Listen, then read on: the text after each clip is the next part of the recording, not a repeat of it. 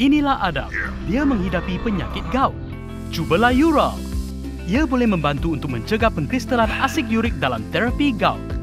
Ural, pengekali air kencing yang berkesan untuk gout. Hai, Assalamualaikum. Anda sedang menonton Sekilas Fakta 9 Januari 2024 bersama saya, Pia Nadia.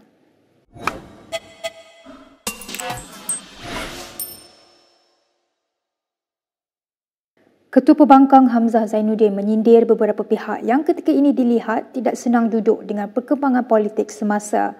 Katanya beliau melihat ada pihak gelisah dengan situasi semasa politik tanah air. Menerusi hantaran di media sosial, Hamzah berkata, sedangkan beliau dan Naib Presiden Bersatu Razif Jidin sedang tenang bermesyuarat bersama Badan Perhubungan Bersatu Wilayah. Sindiran itu dipercayai merujuk kepada pemimpin Kerajaan Perpaduan iaitu Perdana Menteri Anwar Ibrahim yang dilaporkan melawat Presiden PAS Abdul Hadi Awang yang ketika ini mendapatkan rawatan di IJN. Bagaimanapun difahamkan, Perdana Menteri tidak dapat bertemu ahli parlimen Marang itu kerana sedang mendapatkan rawatan dialisis dan dinasihatkan untuk tidak menerima tetamu. Sementara itu, Timbalan Perdana Menteri Ahmad Zahid Hamidi terbang ke Sabah juga dikatakan untuk menyelesaikan ketegangan politik yang dilaporkan berlaku di negeri itu namun dinafikan oleh Zahid. Suasana politik di tanah air berkocak susulan pendedahan langkah Dubai yang didakwa ditalangi ahli Parlimen Perikatan Nasional PN untuk menumbangkan kerajaan perpaduan.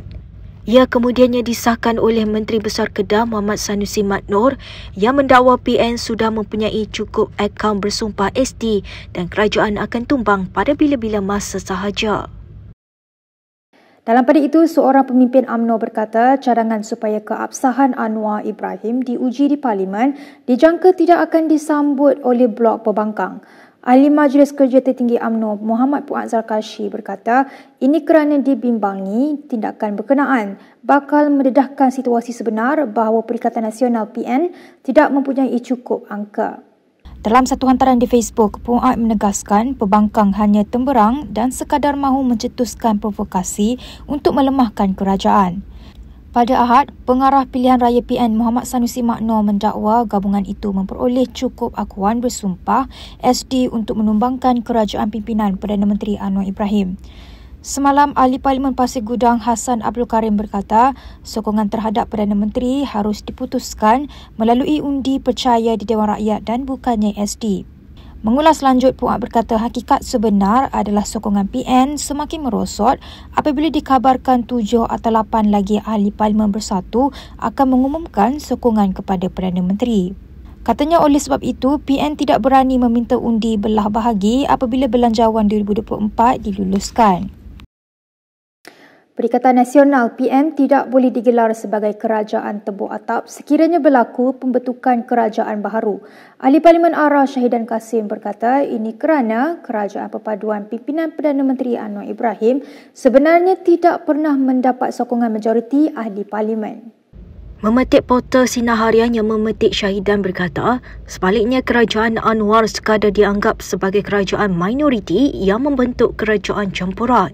Berikutan itu katanya, sekiranya langkah pertukaran kerajaan menjadi realiti, pembentukan kerajaan baharu kelak wajar dianggap sebagai perubahan biasa yang tidak melanggar titah Yang di-Pertuan Agong. Ini kerana katanya kerajaan sedia ada hari ini dibentuk bukan menerusi sokongan majoriti. Syahidan berkata demikian bagi mengulas dakwaan Ketua Pengarah Pilihan Raya PN Muhammad Sanusi Mat Noor bahawa pembangkang sudah mempunyai jumlah sokongan ahli parlimen yang mencukupi untuk mengambil alih pentadbiran negara. Mengulas mengenai isu akuan bersumpah ST kepada PN yang didakwa Muhammad Sanusi telah mendapat bilangan mencukupi, Syahidan enggan mengulas lanjut dan meminta media mendapatkan penjelasan daripada Menteri Besar Kedah itu sendiri. Sementara itu, sebanyak 13 laporan polis telah dibuat pemuda PKR AMK di peringkat negeri berkenaan dakwaan yang dibuat pembangkang. Ini berkaitan dakwaan Menteri Besar Kedah Muhammad Sanusi Mat Noor dan blogger Raja Petra Kamarudin berhubung rancangan menjatuhkan kerajaan. Dalam kenyataan di Facebook semalam, AMK berkata laporan polis telah dibuat oleh Kepimpinan Pusat serta MK Selangor, Wilayah Persekutuan, Johor, Negeri Sembilan, Perak, Penang, Kelantan, Perlis, Terengganu, Kedah, Melaka dan Sabah.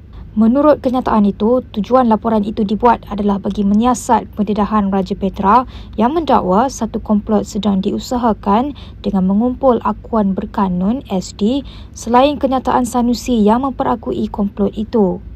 Justru AMK menggesa kepada pihak polis menyiasat gerakan yang jelas bertentangan dengan Seksyen 124B dan Seksyen 124C Kanun Keseksaan dijalankan ke atas individu yang berkaitan.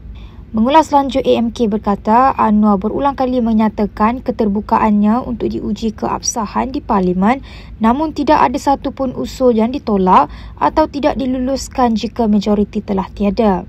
Terdahulu, Sanusi yang juga pengarah pilihan raya PAS mendakwa pihak pembangkang telah berjaya memperoleh SD yang mencukupi untuk menjatuhkan kerajaan persekutuan. Dakwaan sama turut dibuat oleh Raja Petra walaupun semakan mendapati dakwaan dan dokumen yang dipamerkan terdapat percanggahan yang menimbulkan persoalan. Ahli Parlimen Gabungan Rakyat Sabah GRS Armizan Muhammad Ali menegaskan bahawa dia tidak pernah menandatangani akuan berkanun SD untuk menjatuhkan pentadbiran Perdana Menteri Anwar Ibrahim. Malah, Menteri Perdagangan Dalam Negeri dan Kos Sara Hidup itu berkata dia juga tidak pernah didatangi mana-mana pihak bagi tujuan tersebut. Saya tidak pernah sign SD dan bagi saya cukup-cukuplah. Cukup, enough is enough. Kita tidak perlu diskusikan perkara ini. Kita perlu untuk masa yang ada, masa saya yang ada, kita perlu untuk pastikan digunakan sepenuhnya untuk meneruskan agenda-agenda yang disesatkan. Terdahulu, penulis blog kontroversi Raja Petra Kamarudin mendakwa pembangkang berjaya memperoleh 120 SD untuk menjatuhkan pentadbiran Anwar. Bagaimanapun, semakan terhadap dakwaan oleh penulis blog terbabit dan dokumen yang dipegangnya mendapati terdapat percanggahan yang menjadi persoalan. Sementara itu, Armizan menegaskan tiada ribut yang melanda arena politik di negeri di bawah payu itu. Ahli Parlimen Papar itu berkata demikian susulan dakwaan pengerusi BN Ahmad Zahid Hamidi 2 hari lalu yang dia akan berada di Sabah untuk menyelesaikan ketegangan politik di negeri itu. Namun semalam, Zahid menafikan perkara itu. Sabah tenang, tiada ribut-ribut. Mungkin ribut pada parti-parti tertentu dikirlah, tetapi parti-parti lain, khususnya I'm talking about parti yang membentuk kerajaan GRS PH Plus yang ada di Sabah ini, keadaan tenang, kerjasama semakin rapat dan kita akan meningkatkan kerjasama tersebut, memperkukuhkan kerjasama tersebut. GRS PH Plus itu. Berita seterusnya, Timbalan Perdana Menteri Ahmad Zahid Hamidi berkata beliau tidak perlu campur tangan pertikaian antara Presiden MCA Wee Ka Siong dan naib pengerusi DAP Teresa Kok. Pengerusi Barisan Nasional itu berkata beliau percaya kedua-dua pemimpin itu boleh menyelesaikan sendiri isu yang timbul antara mereka. Beliau berkata demikian ketika diminta pemberita selepas mesyuarat bersama kepimpinan tertinggi Felda pagi tadi. Isu itu tercetus selepas Kok dalam wawancara bersama akhbar berbahasa Melayu mendakwa MCA yang merupakan komponen BN sebagai sesat. Menyelar kenyataan Kok, Wee kemudiannya membalas dan menegaskan kritikan yang dibuat adalah berdasarkan isu yang memberikan kesan kepada rakyat, khususnya membabitkan Kementerian Pengangkutan yang diterajui Setiausaha Agung DAP Lok Sifo.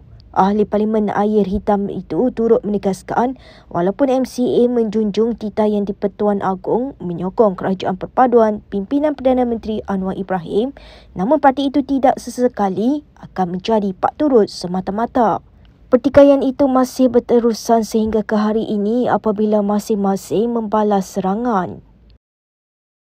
Baik, kita ke perkembangan berikutnya. Gabungan yang mendakwa mewakili 48 pertubuhan bukan kerajaan NGO menuntut kepimpinan DAP memecat ahli Parlimen Beruas Ngeh Koham. Pengerusinya, Aminuddin Yahaya, juga mencadangkan agar UMNO berfikir 2 kali mengenai kerjasama dengan parti itu. Jadi sebab itu dalam memo kita hari ini kita minta DAP ambil tindakan disiplin kepada YB Ngeh termasuk kemungkinan memecat beliau daripada parti DAP. Kerana beliaulah yang telah merosakkan perpaduan dalam kaum ini, dalam negara ini. Jadi ini satu yang sangat serius. Kalau tidak, kami tak datang pada hari ini. Kalau tidak, NGO-NGO Islam tidak datang pada pagi ini, buang masa kami, jika perkara ini perkara yang remeh. Dia berkata demikian pada sidang media selepas penyerahan memorandum di luar ibu pejabat DAP di Pudu, Kuala Lumpur hari ini. Sebelum ini, Ngeh mencadangkan agar pakar perlembagaan dari kalangan bukan Islam dilantik dalam jawatan kuasa mengkaji bidang kuasa Mahkamah Syariah. Dia kemudiannya memohon maaf dan menarik balik kenyataan dengan berkata, ini susulan penjelasan bahawa jawatan kuasa khas itu dibentuk oleh Majlis Hal Ehwal Islam Negara yang diketuai oleh Sultan Selangor. Polis hanya membenarkan 5 orang peserta perhimpunan bergerak ke pejabat DAP, manakala selebihnya diminta menunggu di tempat letak kereta. Sementara itu, Presiden Pertubuhan Kebajikan Amal Sejagat Malaysia, Izzat Johari berkata, dia merasakan bahawa ia adalah penghinaan kepada gabungan itu. Baik, berikut beberapa lagi ringkasan berita untuk hari ini.